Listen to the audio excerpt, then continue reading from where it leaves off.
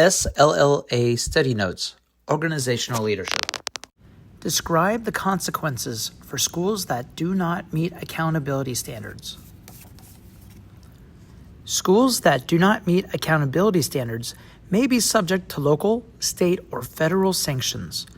For a first-time failure, consequences may not be severe. The school will likely have to provide notice to parents and the community that accountability standards were not met. The school may have to develop a formal plan that outlines changes to help meet accountability standards the following year. Many school districts have strategies and supports in place for schools that do not meet accountability standards. Additionally, the state and federal government provide resources for these schools. The goal is to not punish school staff, but to provide the resources and supports necessary to increase the likelihood of student success. This may include training and professional development, consulting staff, curriculum, and more. However, schools that consistently fail to meet accountability standards may experience more severe consequences. These may include changing or removing staff, changing the school leader, implementing specialized or stringent school programming, or even closing the school. Describe current federal legislation relating to school accountability.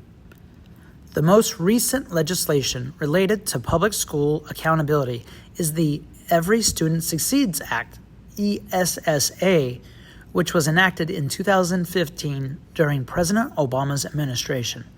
The legislation replaced the No Child Left Behind NCLB Act of 2002, enacted during President Bush's administration. ESSA provides more flexibility to states, allowing individual states to provide plans addressing key educational goals such as closing the achievement gap, ensuring and increasing equity in schools, improving the quality of instruction in schools, and improving growth and performance outcomes for all students. However, the basis of the law remains the same as the NCLB. All students should have full educational opportunity. Consequently, there is a remaining focus on serving low-income students, students with special needs, and other students who have traditionally been marginalized in the public school system. Explain student performance as it relates to accountability. Student performance in school accountability describes how students perform on state-mandated assessments. A certain percentage of students must pass these tests for a school to be deemed acceptable. This performance is evaluated in each core content area, depending on the accountability system, but most frequently in reading and math. The performance standards and content areas evaluated can vary based on grade level and can also change with federal or state legislature.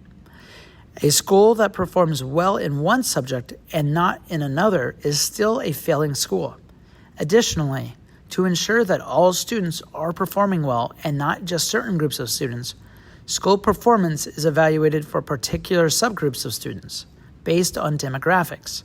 These demographics may include race or ethnicity, socioeconomic status, special education status, limited English proficiency status, and more. Explain student growth as it relates to accountability. Student growth has become a focus in school accountability. In years past, student performance has been the sole focus. As a result, educators primarily focused on students who are likely to perform well on high-stakes tests. As a result, students who are not likely to pass these tests were underserved, along with students who would likely pass the test regardless of teacher intervention and support. In contrast, a focus on student growth and accountability for such growth means that educators must serve all students. Even if a student does not pass a state-mandated test, growth and performance must be demonstrated. This growth is often measured against a prediction of how the student is expected to perform based on assessment data from previous years. To ensure that schools are adequately educating all students, accountability standards incorporate measures of student growth in addition to measuring student performance. Identify strategies for decreasing student dropout rates. A school's dropout rate is measured for school accountability.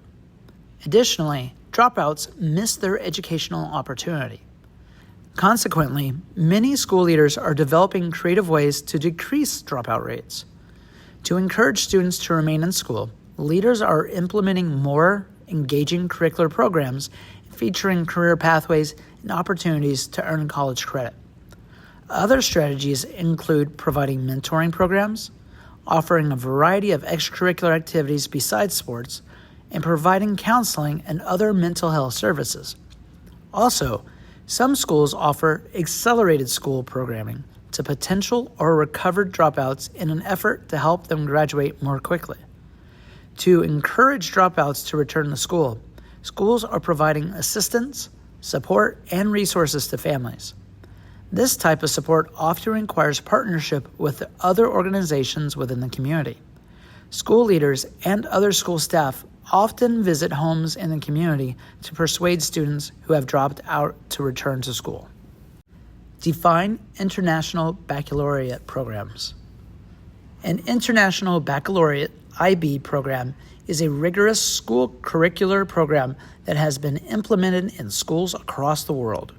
In order to participate in this program and to be recognized as an IB school, schools must meet certain program requirements and be monitored and evaluated regularly. The authorization process can take 2 to 3 years. As an IB school, schools receive professional development and participate in the international network of IB schools. Additionally, students who attend IB schools often demonstrate higher levels of academic success when compared to schools without IB programs. This is due to the specialized curriculum offered as well as the higher level of rigor in IB schools.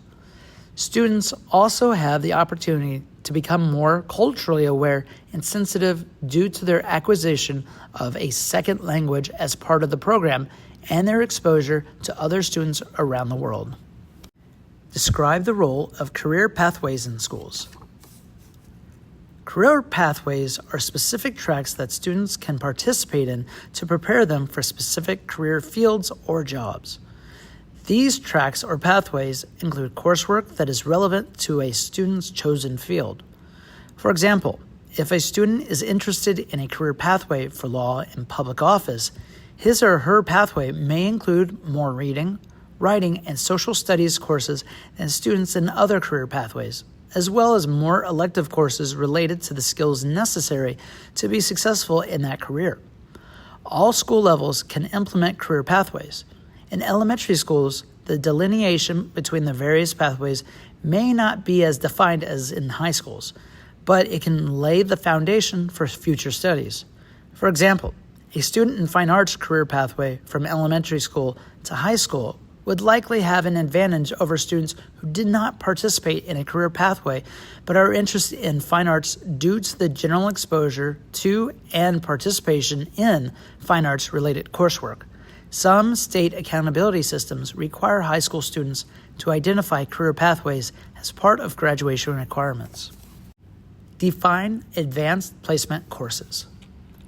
Advanced placement courses are college-level courses that are taught to high school students.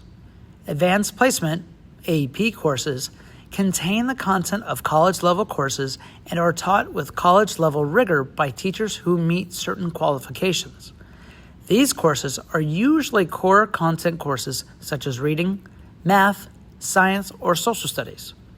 Students remain on the high school campus to take these courses and receive high school credit for successful course completion. However, students also have an opportunity to take an exam at the end of each course that can qualify them to earn college credit. If the student achieves an acceptable test score, he or she will earn college credit for that course, which is transferable to most colleges or universities. Students may participate in a combination of AP and dual credit courses to increase the number of college credits they can earn while still in high school. This saves students and their families money in college tuition and also increases the likelihood that they will persist in college and earn degrees. Define dual credit enrollment. Dual credit enrollment is a curricular program designed to give students the opportunity to earn college credits while they are still in high school. The program is called dual credit because students enroll in high school and college at the same time. To participate, students must meet entry requirements for the local community college. This usually involves earning a specific score on an exam for math and reading. Once admitted to the college program, students take core courses that earn high school and college credits simultaneously. For example, a student may take a freshman English 1301 course at the college level, which will also earn credit for the high school English Year 4 requirement. The number of college credits that students may earn depends on the school-college partnership and the availability of courses, but many schools offer the opportunity to earn an associate's degree while students are still in high school. This saves students and their families money in college tuition and also increases the likelihood that students will persist in college and earn degrees. These college classes can be taught on the high school campus by a qualified teacher or visiting professor, or the students may travel to the local community college for part of the school day. Define a flexible school day and explain its benefits. In a traditional school, students report to school at a certain time in the morning, remain at school for nearly 7 hours, and are then dismissed in the afternoon. A flexible school day modifies the traditional schedule to accommodate students and their families. There are many variations of the flexible school day, which may include attending a 4-hour block of school at some scheduled time throughout the day, attending school in the evenings, or attending school at an unscheduled time and accumulating hours over the course of a school week. A flexible school day is especially beneficial to students who are at risk of dropping out or have dropped out of school in the past. These students may have personal obligations that make it difficult to attend school on a traditional schedule, such as working full-time or caring for a child. Implementing a flexible school day is beneficial to the school and to students because students can attend school in a way that meets their individual needs, and the school can help students complete their academic expectations for accountability purposes. Define personalized learning. Personalized learning is the instructional strategy of tailoring academic content and instruction to students based on their individual needs. Personalization can be achieved based on a student's learning styles, personality, interest, career goals, and academic progress. Providing personalized learning can be complex, so much is implemented with computer programs. Before personalization can occur, a student must be assessed on content relative to the type of personalization. For example, if learning will be personalized based on a student's learning style, he or she may take a learning style inventory. Based on the inventory results, a personal learning plan will be developed. The purpose of personalized learning is to address the individual needs of the student with the goal of helping him or her achieve academic growth and success. Instruction may be differentiated based on the content the student receives, how the content is delivered, how the student is expected to engage with the content, the pace of progress through the content, and how students demonstrate mastery of the content. Personalized learning often accompanies technology implementation models such as one-to-one technology. Describe the school within a school model.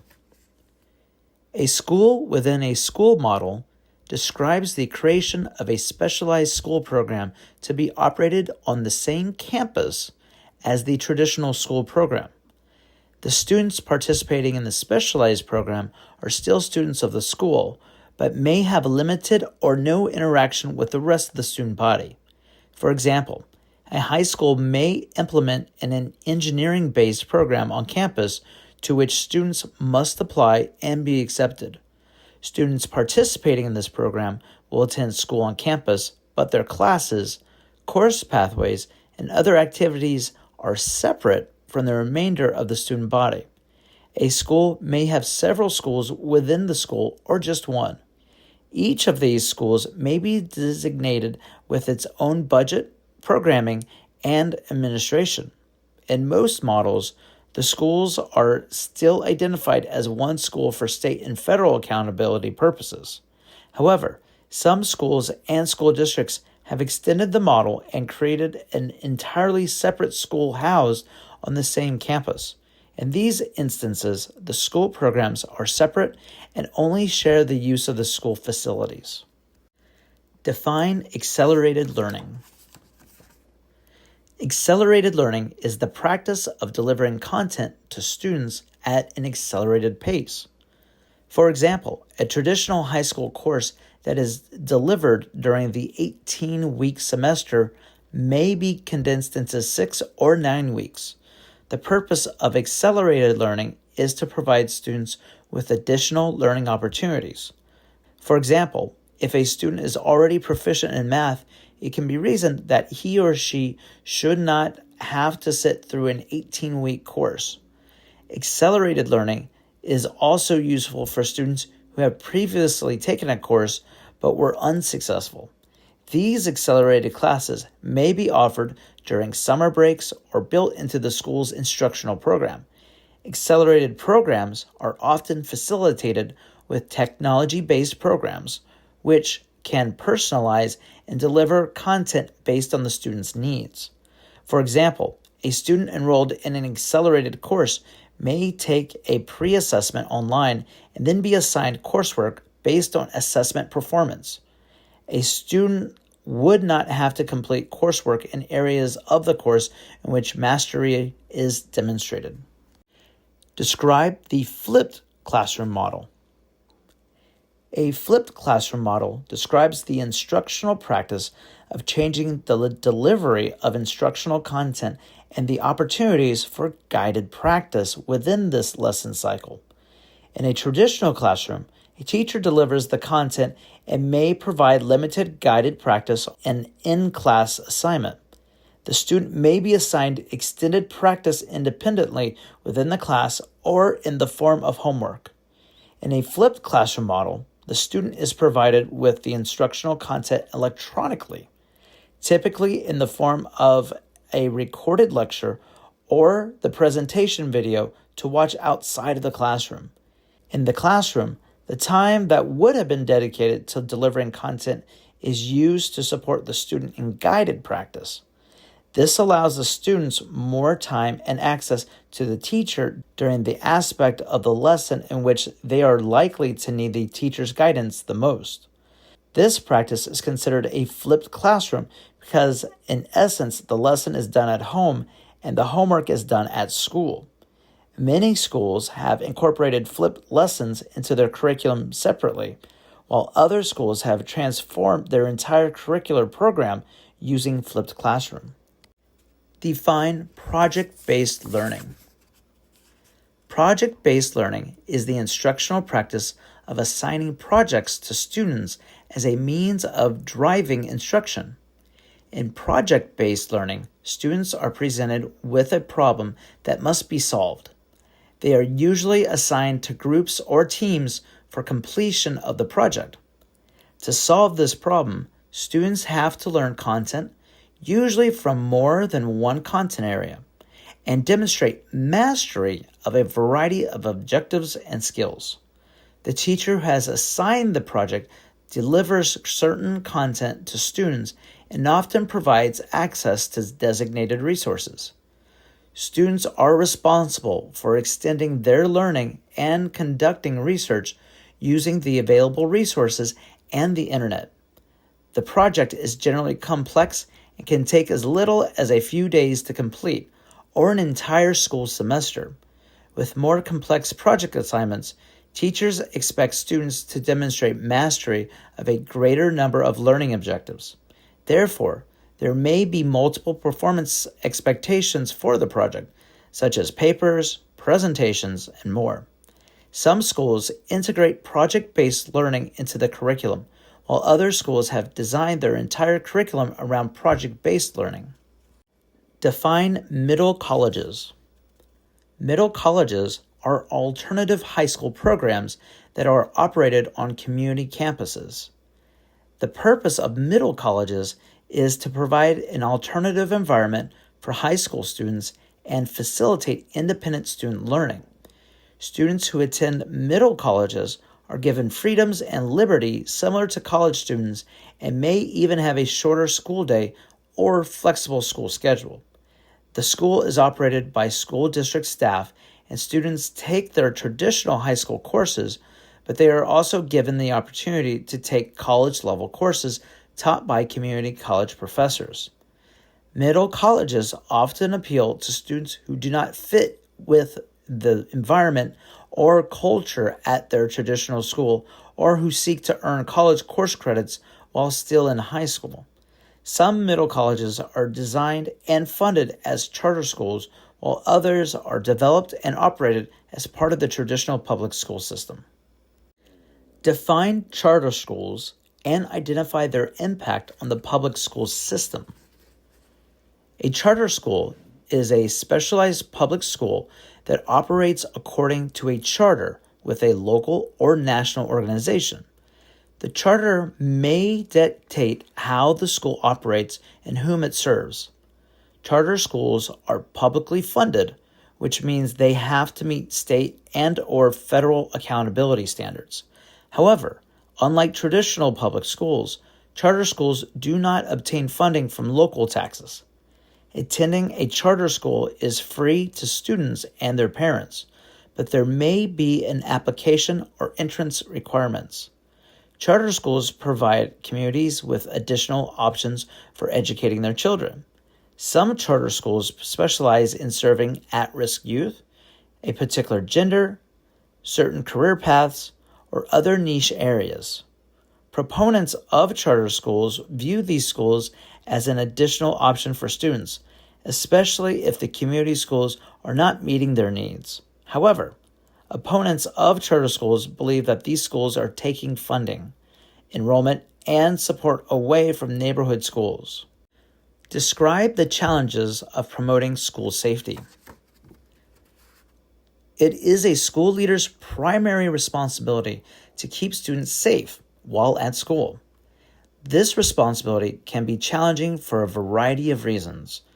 Recent acts of school violence have caused educators and government officials to revisit laws, policies, and procedures relating to school safety. In some schools, metal detectors are used to promote school safety, but some deem that practice to be controversial. As schools are built or remodeled, school designs include limited entrances and exits to school building and compartmentalized front office areas that can prevent unauthorized people from gaining entrance into the school. Other strategies include staffing uniformed police officers on campus during school hours, implementing standardized dress, and limiting backpacks and other large bags on campuses. Additionally, many schools practice drills for emergencies, such as having an intruder on campus. Promoting school safety is challenging because even the best preventative measures cannot guarantee that nothing will threaten the safety of students and staff. Explain the role of meditation in schools. Meditation is the act of engaging in quiet and silent thought or reflection. This practice has been used in schools as a strategy for redirecting poor student behavior. When a student breaks a school rule or disrupts class, rather than discipline with in-school suspension, out-of-school suspension, or other traditional consequences, the student is instructed to meditate. When students are given the opportunity to meditate, they are placed in a quiet environment where they can focus on calming down, breathing, and thinking about appropriate behaviors to display. Schools that have implemented meditation as a discipline strategy have seen a decrease in suspension rates and fewer discipline referrals from teachers. The practice of meditation is thought to alleviate emotional issues such as anxiety, anger, depression, and frustration, which could be sources of student misbehavior. Describe the virtual school model. The virtual school model is the practice of providing online courses to students using a web-based platform or other computer-based program rather than physically attending a class. A student has access to instructional content online and participates in activities and tests to access learning. In some virtual school models, students have virtual access to a teacher. In other models, the computer program is automated and student progress may be self-paced. Virtual school has been used in all grade levels as a supplement to traditional instruction or as a replacement. Virtual school can also be utilized for students who are homeschooled. When used as a supplement to traditional classes, students may use virtual school to make up failed courses, participate in tutorials or interventions, or to access courses that are not offered on campus. The virtual school model requires that students have access to a technology device and internet service. Many businesses also develop platforms and coursework for virtual schools. Most commonly, courses focus on the core content areas of reading, math, social studies, and science, but many learning platforms offer electives and tutorial programs. Describe the Bring Your Own Device technology model. The Bring Your Own Device technology model describes the practice of allowing students to bring their own technology devices to school for use in classroom instruction. Many families provide their children with computers, tablets, and phones that can access the internet.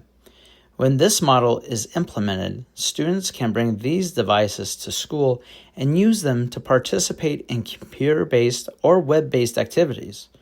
The Bring Your Own Device model is beneficial because it saves schools from purchasing the number of devices necessary for every student to have access. The downside of this model is that the school is not responsible for the care or repair of students' devices. Not all students have a device, and there is often difficulty in designing lessons compatible with various types of technology. For example, there are different specifications for playing videos on tablets, laptops, and phones, which can be challenging to a teacher attempting to incorporate videos into the lesson. Also, this model has limited efficacy in impoverished communities in which the majority of students do not have access to these devices. Define blended learning. Blended learning is the process of incorporating technology use into traditional classroom instruction. In the blended learning model, teachers identify places in the lesson that can be supplemented with technology or in which technology can be used to drive the lesson. In this model, the teacher may use the technology in the lesson, but the focus is on students utilizing technology in the classroom. For example, a teacher may deliver content on a specific topic and then assess students' understanding with an online assessment tool. In the blended learning model, technology can be used to deliver content, such as accessing information through reading and videos, or by creating slideshows or other presentations. Technology can be used to assess student learning as well. Blended learning models are often paired with project-based learning models. This allows students the freedom and opportunity to use technology with limited guidance by the teacher to meet lesson objectives. In the blended learning model, technology use is flexible, so it may vary by content area lesson as teachers still implement traditional instructional strategies. Describe the one-to-one technology model. The one-to-one technology model is the practice of providing a device or access to technology to each student on campus. As technology use has increased in schools, access to technology has been a focal point to aid in student performance and growth. In many instances, school leaders calculate the ratio of computers or devices to students. For example, the school may purchase enough computers to ensure that there is one computer for every 10 students. When there are not enough devices on campus for each student, Computer and internet access may be limited due to the need to share technology on campus. This may be done by equipping classrooms with a limited number of computers, making laptop carts available, or creating computer labs, all of which must be shared by teachers and students. With the one-to-one technology model, the ratio of technology to students is one device for each student. This allows a maximum access to technology on campus. These devices are usually personal laptop computers or tablets. In some instances, the students are entrusted with the technology and are permitted to take the devices home for technology access outside of school hours. Define a SWOT analysis. A SWOT analysis is a method of identifying the strengths and weaknesses of an organization in order to develop an improvement plan. A SWOT stands for strengths, weaknesses, opportunities, and threats. The strengths of an organization are what provide the school with a competitive advantage over other schools. A school may be technology-rich, which is a strength. Weaknesses describes areas of disadvantage relative to other schools. A school may have a poor attendance rate in comparison to other schools. Opportunities are areas the school may be able to use by leveraging strengths to address weaknesses. The school may identify that the technology can be used to provide students with instruction at home when absent or to provide accelerated instruction when they return to school. Threats are aspects of the environment that the school has little or no control over but may negatively affect the school. The school may identify that the closure of a chemical plant has resulted in the layoff of many students' parents. Conducting a SWOT analysis is helpful in identifying areas of potential improvement, even for schools that are already high-performing. Define a root cause analysis. Conducting a root cause analysis involves identifying the root cause or underlying source of a problem. A root cause analysis begins with identifying the problem, then systematically identifying the source of that problem with the understanding that a sequence of events or chain of causes and effects may have led to the problem's manifestation. Conducting a root cause analysis is valuable because the main source of the problem can be addressed rather than the symptoms. For example, the school leader may notice that math scores are below expectations. A further analysis of the data may indicate that the majority of the low-performing students have their math class in the morning. A further analysis may indicate that a significant number of students arrive late to school every day and are missing the math instruction needed to perform well on the assessments. The school leader may conclude that assessing or addressing the tardiness may help to improve math scores. Root cause analysis helps the school leader to address the right problem in order to improve outcomes. Explain the precautions that the school leader must take when engaging in political activities. In the school leader's efforts to advocate for students and for social justice, the school leader must engage carefully. Most school districts have guidelines for how a school leader can represent him or herself in the community while representing the school district. These guidelines usually apply in regard to supporting specific political parties or candidates, persuading others how to vote in elections, and various other activities. A school leader must identify what actions they are allowed or not allowed to take while in positions of leader. Outside of school hours, the leader may have additional freedom to encourage in such activities, but must still be aware of how his or her influence and authority are used in such activities. The school leader should consult with the school district or the leadership of their professional organizations regarding the implications of political engagement prior to doing so. Identify ways the school leader can encourage stakeholders to lobby and use political activism to bring about change. The school leader has the influence to encourage stakeholders to lobby and use political activism to bring about change, especially in regard to social justice.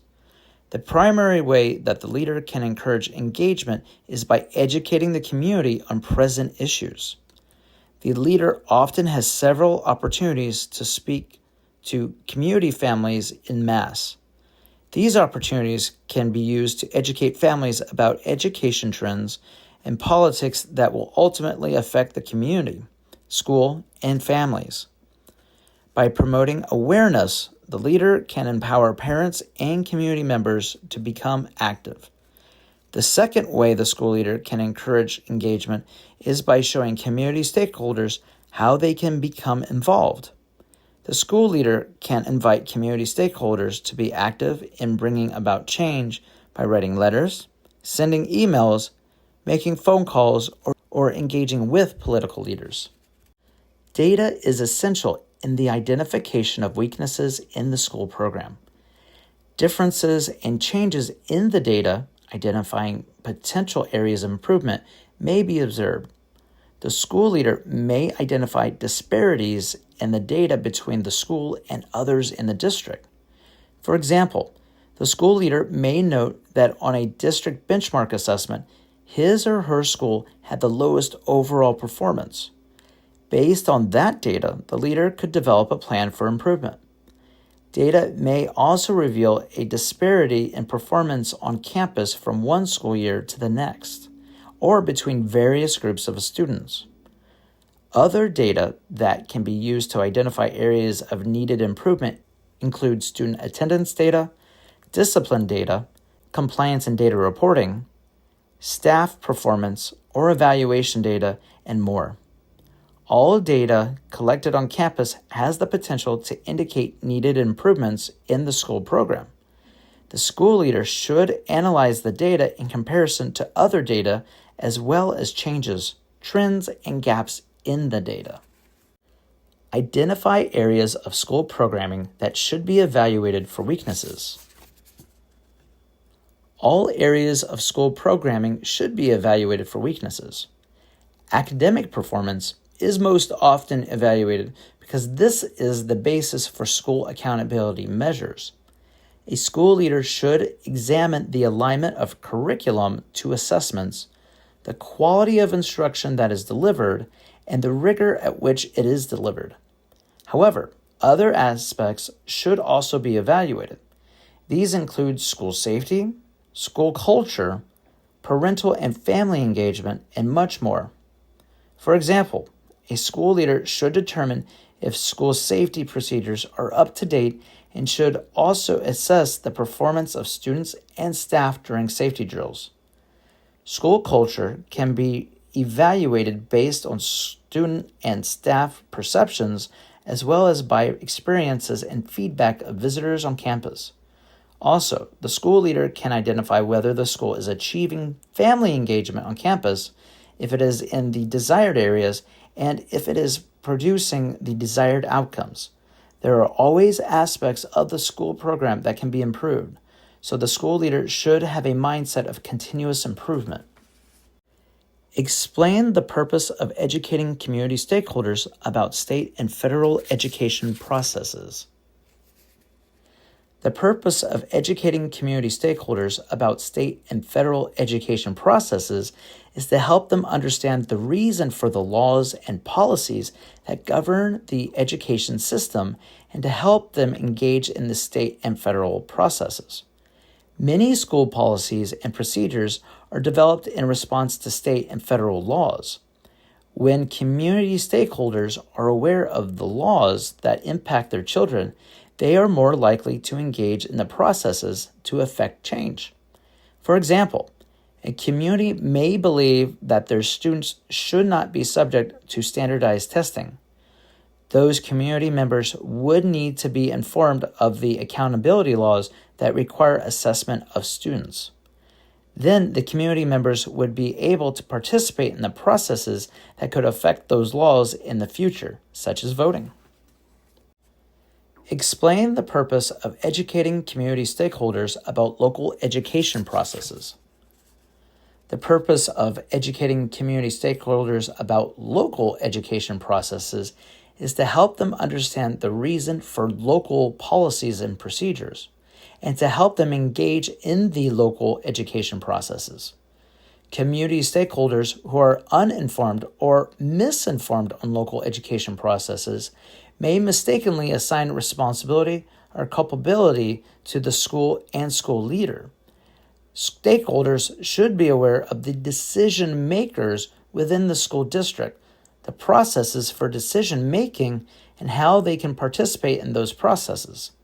This can help stakeholders to be effective in enacting change for decisions and processes that they do not agree with. For example, the school's dance program may be eliminated.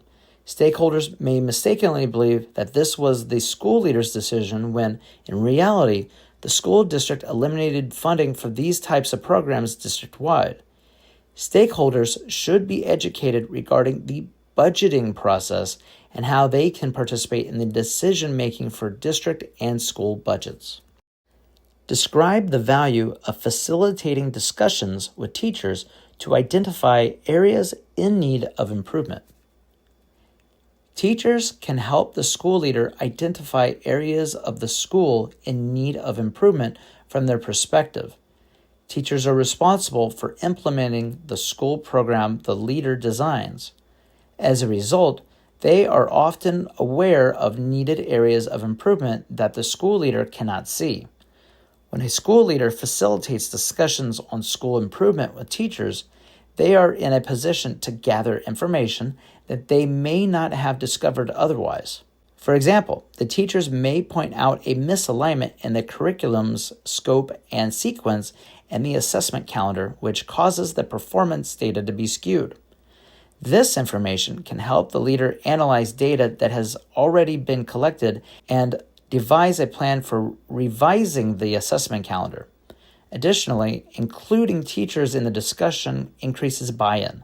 This process allows them to voice their concerns and to identify areas of the school program that need improvement for them to do their job more easily and effectively. Describe the value of facilitating discussions with students to identify areas in need of improvement. Students can help the school leader identify areas of the school in need of improvement from the student's perspective. This perspective is invaluable when evaluating school programming and school culture. For example, the school leader may have instituted an art program for students based on the perception that students wanted more arts on a campus. Students can inform the school leader how well that art program meets their needs. They may explain that the student body was interested in digital arts rather than classical arts, therefore making the school leader's art program ineffective. Students have to abide by the rules and policies that school leaders design and can often provide feedback on how effective those rules and policies are. Students can inform the school leader of aspects of the school that do not enhance school safety, are deemed unfair or inequitable, or are simply ineffective. Students are also helpful in providing solutions for areas of improvement on campus. Describe the value of facilitating discussions with district personnel to identify areas in need of improvement. Feedback from district personnel regarding areas of campus improvement is valuable. District personnel offer a unique perspective because they are able to view the school as it relates to the entire district's curricular program, mission, and goals. As a result, their perspective can help the school leader remain in alignment with the district expectations. District personnel can also provide feedback based on how the school compares to other schools in the district. School leaders do not often have the opportunity to visit all the other schools within the district to gather ideas and best practices, but other district personnel can provide this perspective. Additionally, district personnel are often the people responsible for evaluating the school leader's performance. Addressing weak areas identified by school district personnel can ensure that the leader is meeting the district's performance expectations. Describe the value of facilitating discussions with community stakeholders to identify areas in need of improvement. Community stakeholders can provide the school leader with the community perspective of school areas in need of improvement. The school is an integral part of the community and plays a significant role in meeting the needs of the community families. Community stakeholders can inform the school leader of areas in which the school is not meeting those needs. For example, community members may inform the school leader that school dismissal procedures are inadequate and that the school is creating disruptive traffic congestion in the community at dismissal time. The school leader can work with community members to develop a plan that is appropriate for the school and respectful of the surrounding community. Engaging community stakeholders in discussions relating to the efficacy of the school program also creates buy-in of the school vision and goals, as well as building relationships between the school and the community. Identify potential community-based resources. There are many community-based resources that are likely available to schools. For many communities, local churches offer a variety of resources that can support the school, such as volunteers, food and clothing for students and families in need, and much more. Also, many cities have local community programs to support the physical and mental health needs of the community and to provide nutritional support to families in need. There may be programs related to local transportation, arts, sciences, sports, clubs, and others that are available in the community. A school leader should be aware of all of the organizations in the surrounding community and communicate with these organizations to determine how they can partner to support students and their families. Often, these community-based resources can support students' non-instructional needs so that they can participate in the school program. These needs may include counseling, health-related needs, food and housing needs, and others.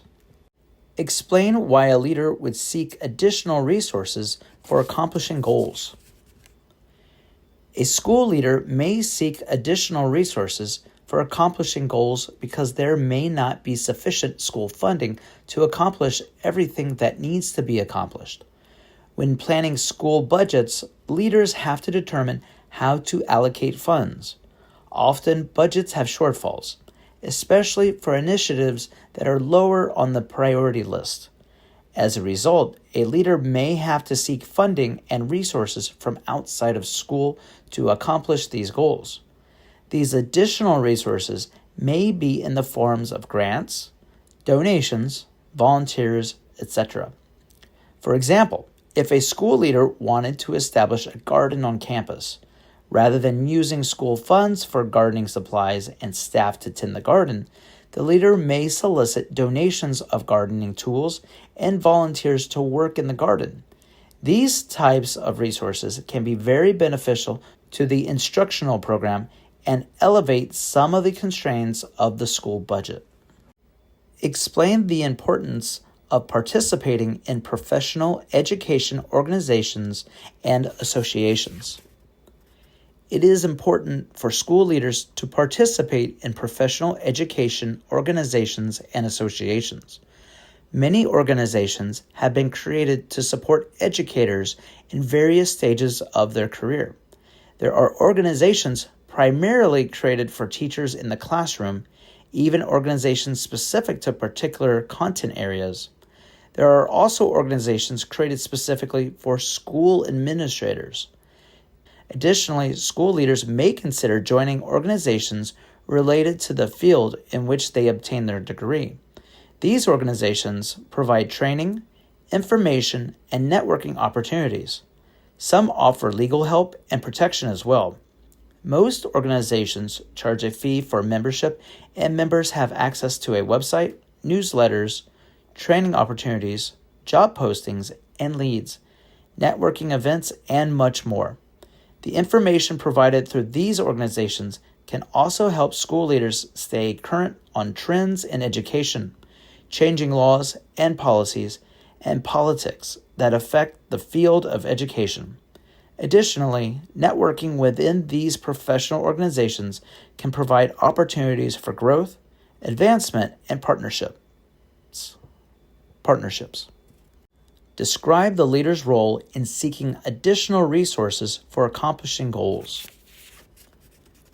The leader has the primary role in ensuring that sufficient resources are available to accomplish the set goals. First, the leader should properly allocate the funds and resources allotted by the school district to meet goals. If there is a shortfall in resources, the leader is responsible for advocating on behalf of the school to solicit additional resources. This may include petitioning for additional resources from the school district or seeking resources from community organizations and businesses.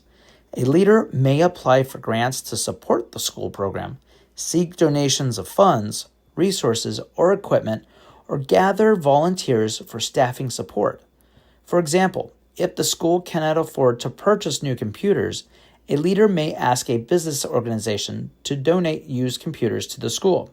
The leader should take initiative in securing the resources necessary to accomplish the goals that he or she set for the school. Define sphere of influence. A sphere of influence refers to a leader's power to affect others, even without formal authority. School leaders have authority over staff and students. Staff can be reprimanded or terminated, and students can be disciplined. Staff and students conform their behavior to the expectations of the leader because of the leader's authority over them. In contrast, the leader does not have authority over parents, community members, district personnel, or other stakeholders. However, the leader has the ability to influence these people through speech and other communication, as well as behavior. For example, a school leader cannot mandate that a neighborhood organization offer childcare services on campus after school because the school leader has no authority over that neighborhood organization. Instead, the school leader could use his or her influence to encourage or persuade the neighborhood organization to provide childcare services in partnership with the school. The school leader must recognize that when operating within the sphere of influence, skills such as understanding, compromise, persuasion, and clear communication are necessary to reach desired outcomes. This skill set differs from the skills used with those under the school leader's authority. Describe how the school leader can use his or her professional influence to impact the school. The school leader often has influence in the community due to the position of leadership. This influence comes from the connection to others who are in the position to support the school's vision and goals. Additionally, the size and diversity of a school leader's network and contacts can increase the power of that influence. The school leader's professional influence can be used to bring positive attention and resources to the school. For example, a school leader may know professional athletes, musicians, or actors within the community and can invite them to speak to or mentor the students on campus. Having such people on campus can inspire the youth and encourage them to succeed academically. The school leader can also use his or her influence to secure opportunities for students from businesses and organizations in the community, such as field trips, internships, or other educational opportunities. Finally, the school leader's professional influence can be used to promote social justice within the school and the community. For example, the school leader may advocate for a public library within the community. Identify strategies for recruiting highly qualified personnel. Leaders can employ several strategies to recruit highly qualified personnel. Leaders can participate in recruitment fairs. These are often hosted by the school district or by community organizations. Leaders can follow up with people from the event for interviews or may even conduct screening interviews at these fairs. Also, leaders can contact teacher preparation programs for referrals or recently certified teachers. These entities have lists of recent graduates along with their areas of specialization. However, these lists include people with limited or no teaching experience. It can also be helpful to post advertisements on traditional recruitment sites. Some sites specialize in recruiting for education. Finally, leaders can use word-of-mouth advertising to recruit highly qualified personnel. Teachers and staff on campus may have colleagues in other locations who would like to work at a new school. For example, a person may want to work at a school that is closer to home or teach a different grade level. Define the term highly qualified. The term highly qualified is used to describe the minimum qualifications of a teacher according to the No Child Left Behind Act enacted in 2001. To meet staffing expectations, a leader has the responsibility of ensuring that teachers are highly qualified. This means that the teacher must hold a bachelor's degree and either have full state licensure certification or demonstrate knowledge of the subject that he or she will teach. Based on this definition, states have enacted various procedures that enable teachers to demonstrate their content area knowledge, such as testing. A teacher may be highly qualified in one subject area and not in another. For example, a teacher may be deemed highly qualified to teach chemistry due to holding a bachelor's degree in science and being state certified in chemistry, but that same teacher would not be highly qualified to teach biology. Having highly qualified staff on campus ensures that teachers are knowledgeable in their assigned content areas and capable of teaching the content to students. Describe how leadership style can impact teacher recruitment. The leadership style of the school leader and other leaders on campus can positively or negatively impact teacher recruitment. A leadership style that is perceived as negative can deter teachers from wanting to work at that leader's campus. During the recruitment process, a candidate may observe how the school leader speaks to him or her, the way the candidate treats staff and students, and other indicators of leadership style. For example, if a leader is perceived as being overly demanding, negative, or micromanaging, a teaching candidate will not want to work for him or her. In contrast, if a leader is fair, supportive, and warm, a teaching candidate will be attracted to the position. Effective leaders attract effective teachers.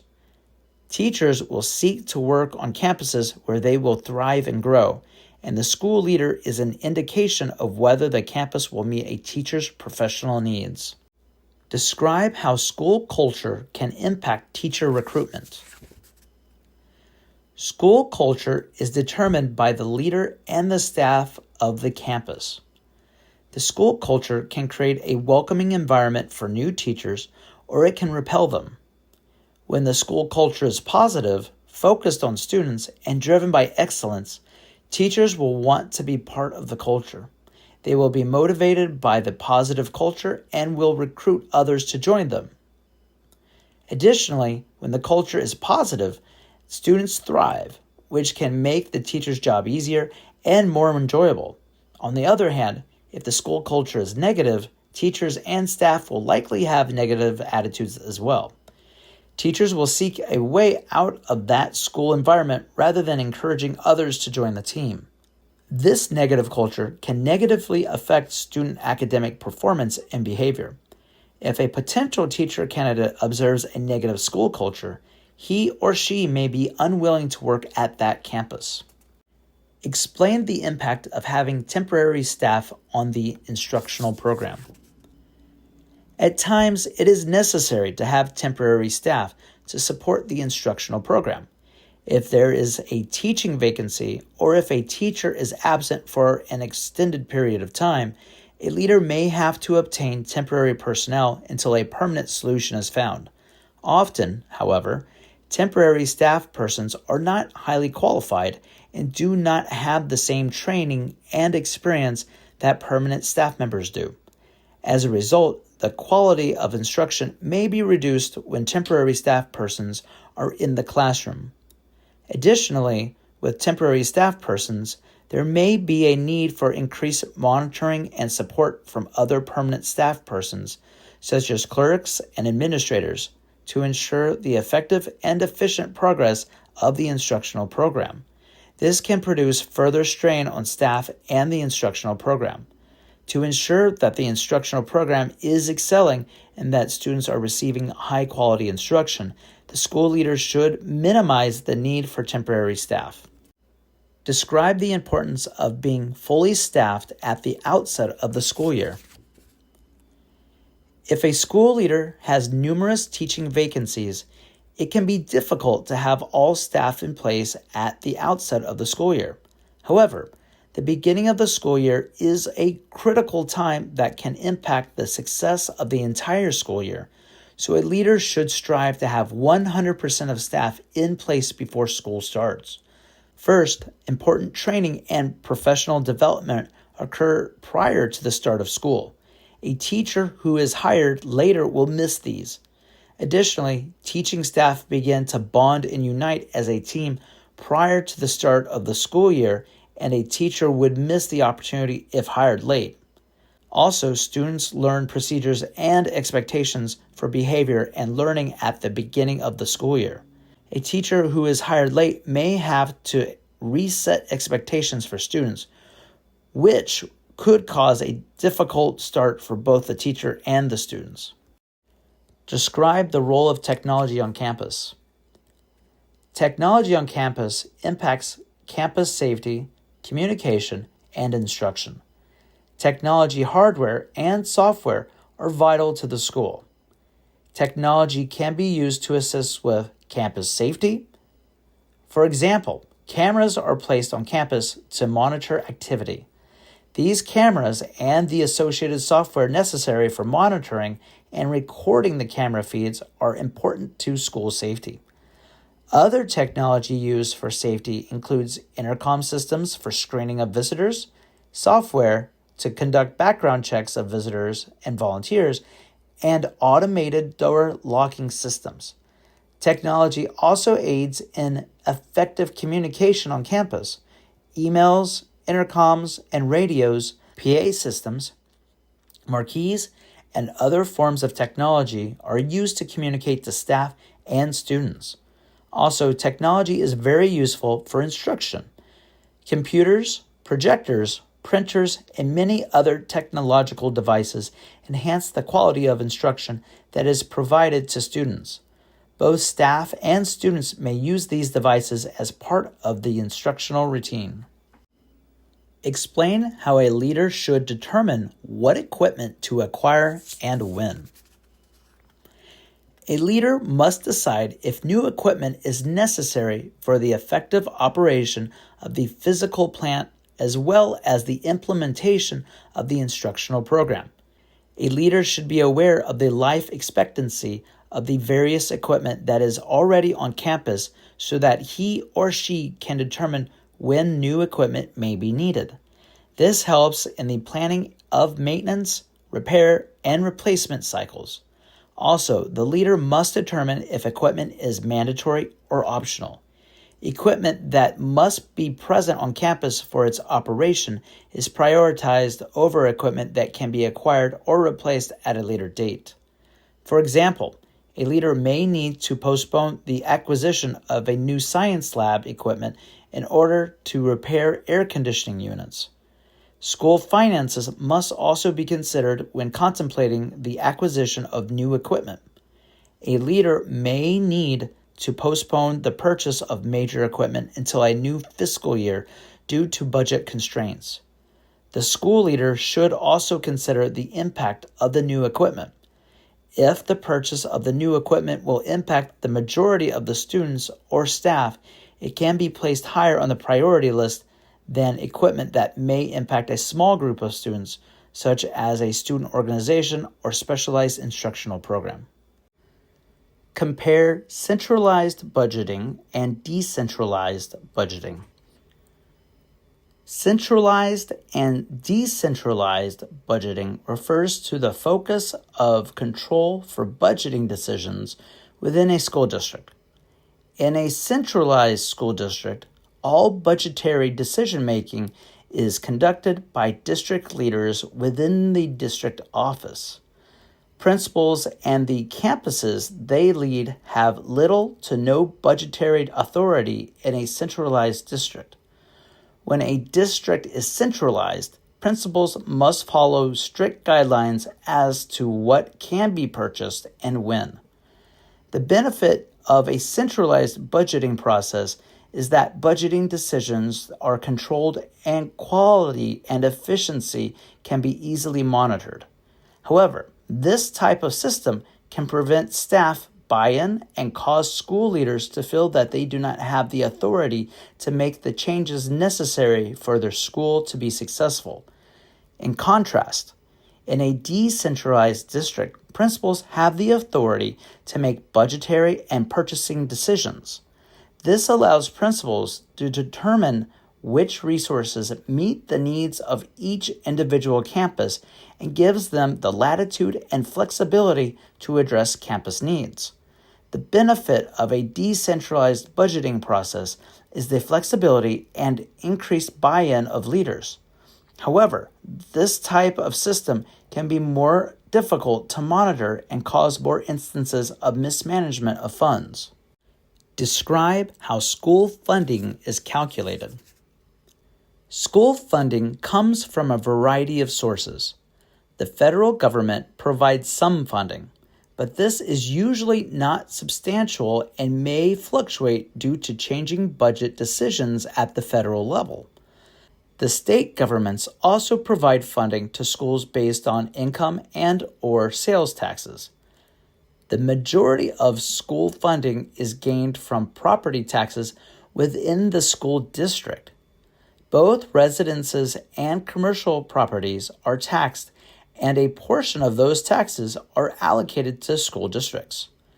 Schools generally receive an allotment of funds on a per-pupil basis. The per-pupil allotment differs by school district, but may average about $10,000 per pupil. However, certain programs warrant extra funds on top of this allotment, such as special education programs and technology programs.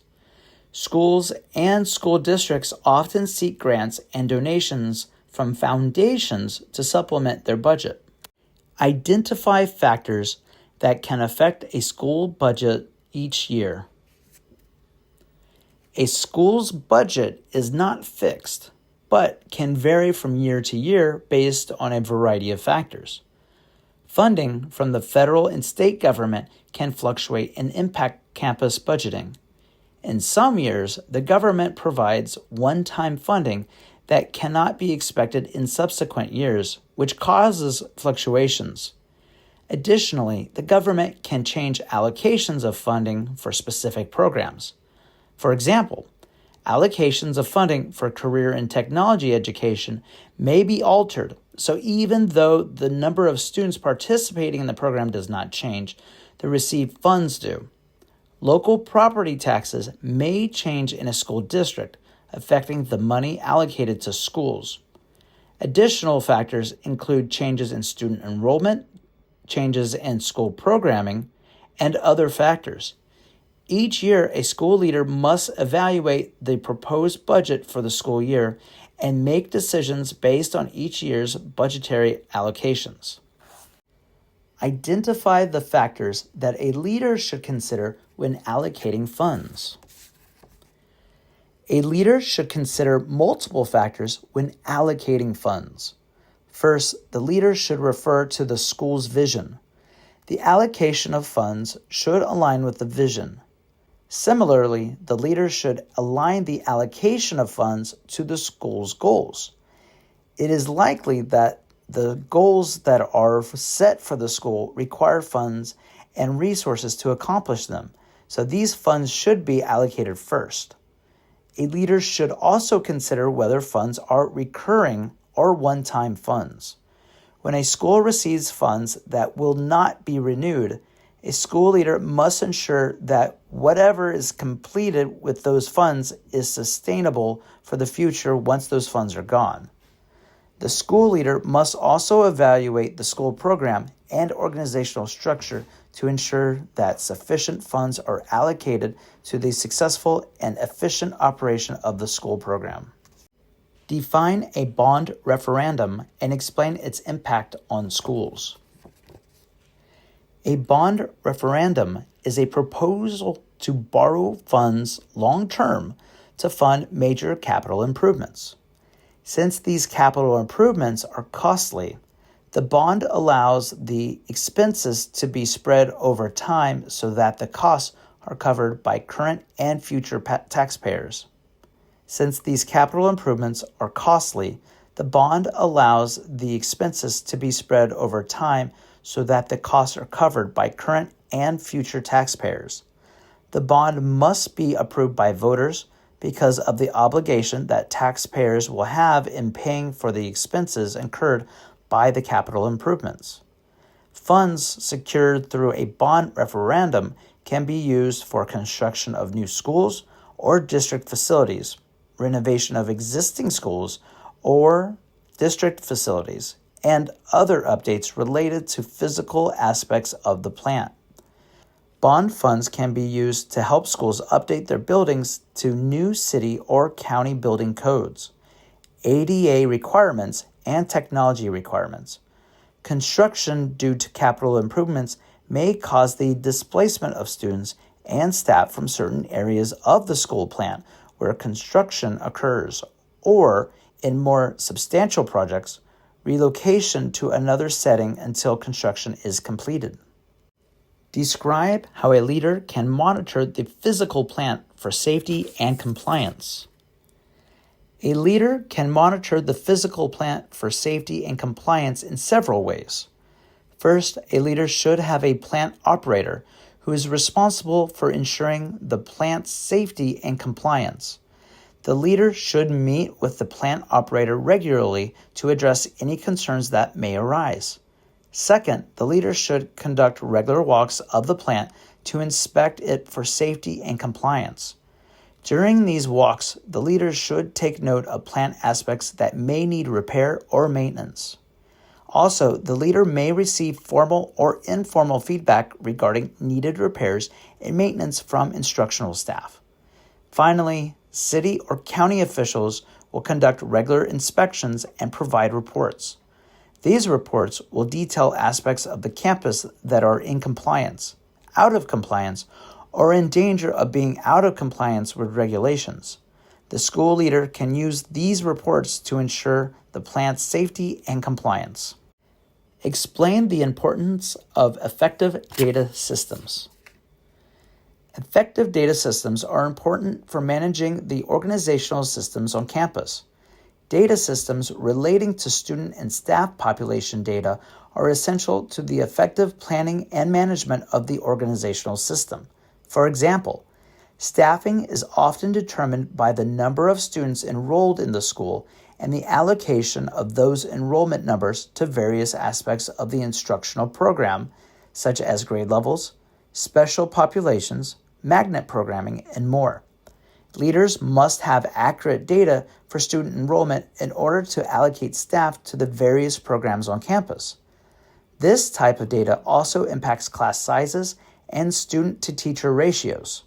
Additionally, areas of the campus have capacity maximums as dictated by fire code, and these limitations must be taken into consideration when planning lunch schedules, school assemblies, and other uses of school facilities.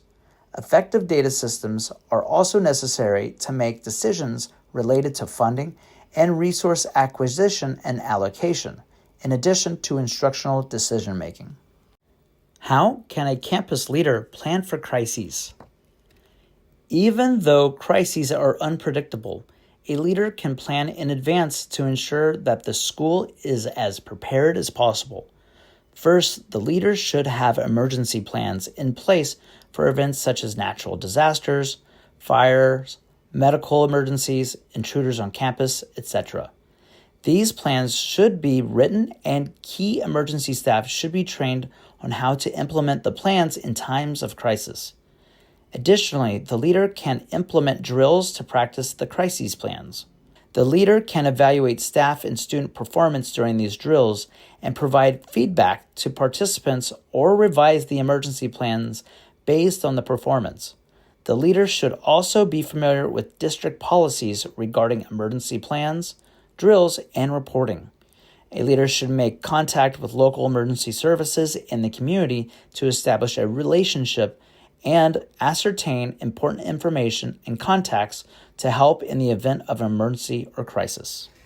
Explain how physical plant safety and compliance with regulations affect the instructional program. Failure to ensure the physical safety of the school plant and comply with building regulations can negatively affect the instructional program. If students and staff are in danger of being injured or hurt due to aspects of the plant that are in disrepair or do not meet codes and standards, this can interrupt the school day and cause the school and school district to be liable. For example, if the school has an elevator in use that is not up to code, there is danger of a student or staff person becoming trapped in the elevator due to malfunction. This is dangerous to the person in the elevator and would necessitate emergency personnel, causing a disruption to the instructional program. Additionally, malfunctioning equipment such as leaks, loud machinery or AC equipment, or pest infestations are distracting to the instructional environment and may cause damage to instructional resources such as books and technology equipment. Compliance with regulations, such as ADA codes, is important to ensure access for all students and staff, especially those with disabilities, to all areas of the campus. Identify factors that a leader should consider for long-term improvement of a school's organizational system.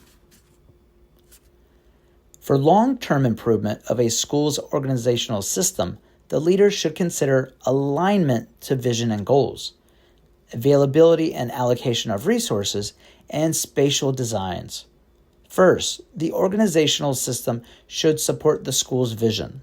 For example, a virtual school environment may not be appropriately aligned to a school vision that prioritizes building social and collaborative skills in students due to its focus on individual computerized work.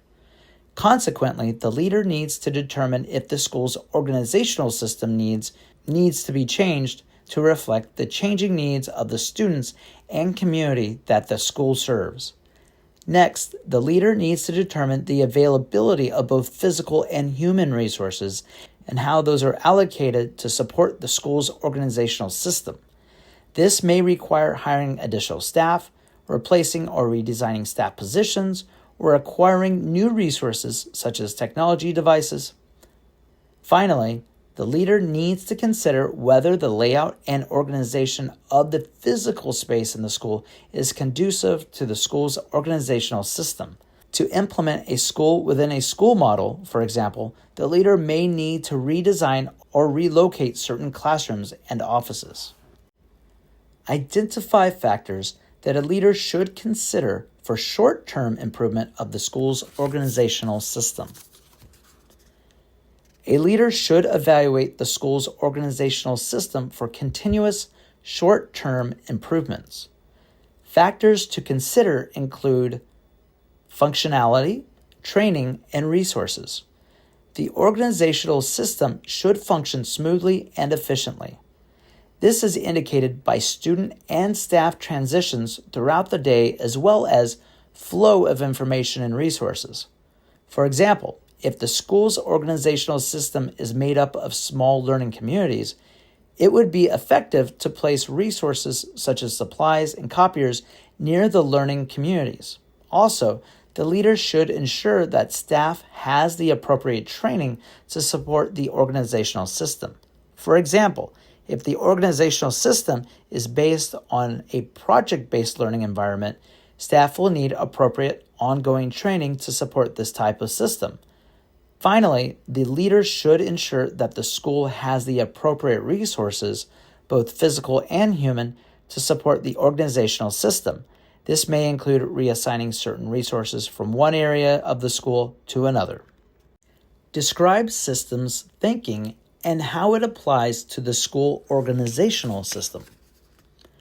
Systems thinking involves understanding how a system or an organization is constructed.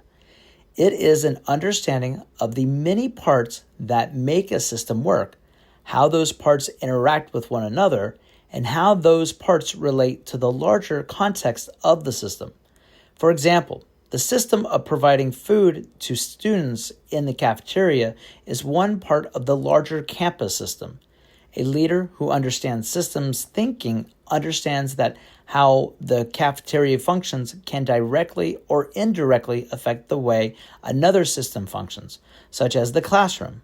If the cafeteria is unable to serve breakfast efficiently in the morning, students may be delayed in getting to class, which in turn impacts instruction. Therefore, systems thinking helps in understanding how the organization or system as a whole can best function by improving the function of the smaller systems that make up the whole. Identify areas of the organizational system that are not directly related to the classroom instruction.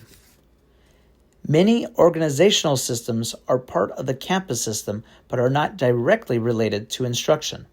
For example, the cafeteria represents a large system within the school. The process of feeding breakfast, lunch, and even dinner to students can be a complex organizational system. It involves providing the food, serving it, and maintaining the facilities in which it is served. The particular system may be regulated by state and federal regulations, which add additional complexities. Another organizational system is behavior management and discipline. There are processes in place to promote positive student behavior and deter negative behavior. This system may include the development and distribution of handbooks, training and communication regarding behavioral expectations, and imposing consequences for infractions. Other systems include student arrival and dismissal, extracurricular programming, counseling, and others. Even though these systems are not directly related to classroom instruction, they often support effective classroom instruction. Explain how a leader should determine the best organizational system for a school. To determine the best organizational system for a school, a leader should first examine the school vision and goals. The organizational system should support the school vision and facilitate achievement of the school goals. For example, if the school is focused on reading performance and instruction, the leader may select a block scheduling structure to provide students with more instructional time in reading. A leader may also determine that in order to provide socio-emotional support to students, dividing a large school into teams or houses would best facilitate relationship building and cultivate a small school feel. A leader can also analyze the school's culture and identify the appropriate organizational system to support the ideal culture. For example, if the school vision is to create independent, lifelong learners, the school organization system may involve giving students autonomy in their learning when possible. For example, the school could offer self-paced instructional programming, student course selection, and other exploratory opportunities for students. Describe types of school organizational systems. The different types of school organizational systems affect how instruction is delivered on campus. In the departmental model, the different subject or content areas are separated and distinct. Each of the subject area departments have leaders or chairs who report to administration. In an integrative model, disciplines are combined or grouped together, such as in pairing of math and science classes or English and history classes. Project-based learning models facilitate interdisciplinary learning through student completion of large, extended projects. In academy models, a school may group students and classes based on college or career pathways. Small community models and school within a school models are similar in that students are grouped into cohorts and remain within a small community for their instruction. Each community operates like a small school. In the school within a school model, the small communities often have their own administrators. Other types of school organizational systems have developed as technology has become more accessible in schools, such as virtual schools and flipped classrooms. What is an organizational system in a school?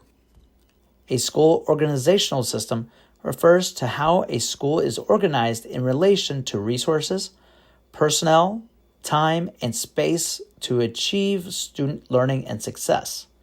Examples of school organizational models include departmental models, project-based learning models, academy models, integrative models, small community models, and the school within a school model, among others.